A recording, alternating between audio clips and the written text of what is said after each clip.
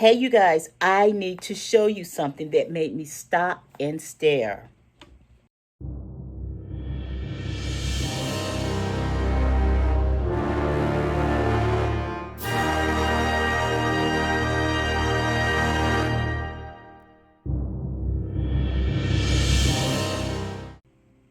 So, in 1992, the government told you to eat 6 to 11 servings of grain every day.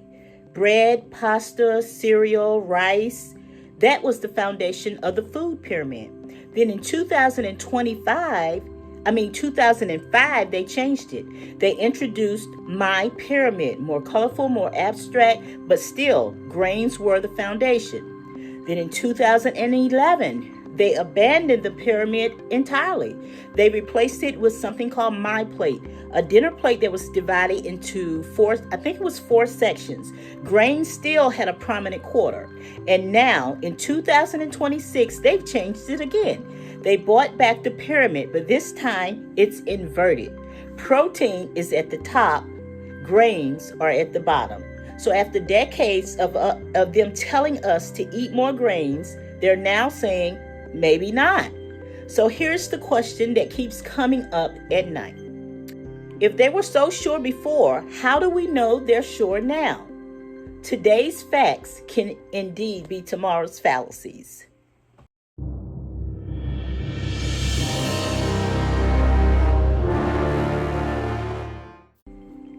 Now, you might be thinking, so what? Science changes, new information comes out. That's how progress works, right? Yeah, you're right. But here's what I didn't expect. This isn't the first time the government has flipped its script. And the last time they did it, they were wrong for over 40 years. In the early 1900s, margarine was so controversial that the dairy industry forced manufacturers to dye it a bright pink so everybody would know that it wasn't real butter. Check out our recent video. So back then, political cartoonists, they showed factories dropping stray cats, soap, rubber boots, anything you could name, all into the mix. The message was clear. This stuff is disgusting. Don't eat it. But then in 1977, the government released Dietary Guidelines recommending that Americans reduce saturated fat. The implications was unmistakable. Butter was out, margarine was in. The same product that they made to look like Pepto-Bismol, the pink margarine, was suddenly heart healthy. The problem? It was loaded with a lot of trans fats. A Harvard study found women eating it daily had a 70% higher risk of heart disease. Now that was over 40 years of policy built on incomplete science.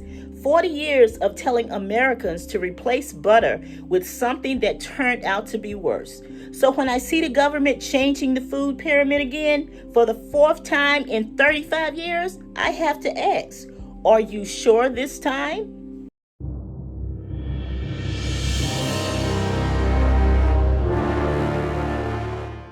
Now, let me take you back to where this all started, because the story of how saturated fat became public enemy one is a story about weak science, cherry-picking data, and an industry had everything to lose.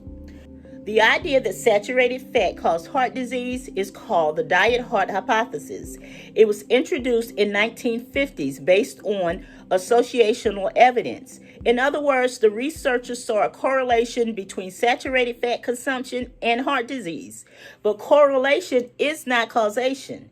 The hypothesis was primarily championed by Ancel Keys, who is an American physiologist whose 7-country study became the foundation for the anti-fat movement. Now, Keys compared diets across 7 countries and concluded that higher saturated fat consumption led to higher rates of heart disease. But here's what they didn't tell you. Keys originally had data from 22 countries, and when he included all of them, the correlation vanished. So he cherry-picked the data to fit the hypothesis. The study has since been discredited. Now, despite this hypothesis, the hypothesis took hold and shaped public policy for decades to come.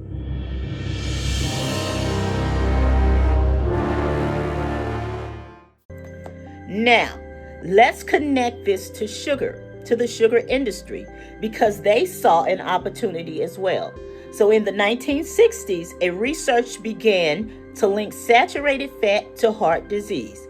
The sugar industry saw a threat to profits. They paid 3 Harvard scientists to publish a review that minimized the role of sugar and squarely blamed saturated fat. This was a deliberate act of scientific manipulation, and it worked. For decades, sugar was portrayed as harmless, just empty calories. That's what they said. Meanwhile, saturated fat was demonized as the primary cause of heart disease. Americans followed that advice. They replaced butter with margarine. They replaced animal fat with vegetable oil. They replaced whole foods with processed carbohydrate-high alternatives. And what happened? The obesity and diabetes epidemic accelerated. Now, here's the thing. Subsequent clinical trials attempting to prove the diet-heart hypotheses could never establish a causal link. These trial results were largely ignored for decades. Why? Well, because none of these studies removed processed or unprocessed food from the diet. They were studying saturated fat in isolation, without accounting for the fact that the rest of the diet was filled with sugar, refined carbs, industrial seed oils, and that's the pattern that I keep finding in my investigations. We changed the food. We assumed it was fine. We waited for decades to see what breaks.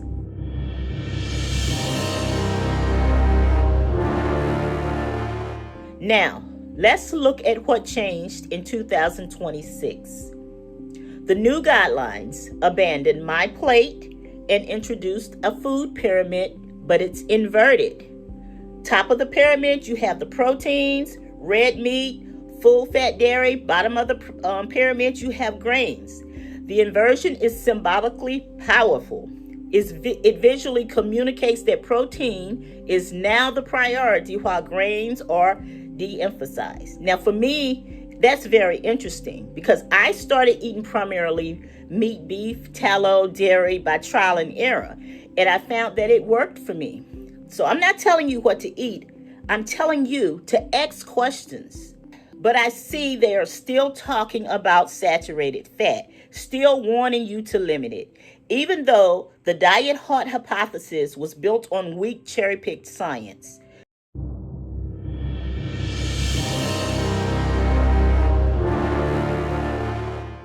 So, here's what I can't stop thinking about. The food pyramid has changed 4 times in 35 years. Each change was presented as definitive, settled science. Each change was eventually replaced.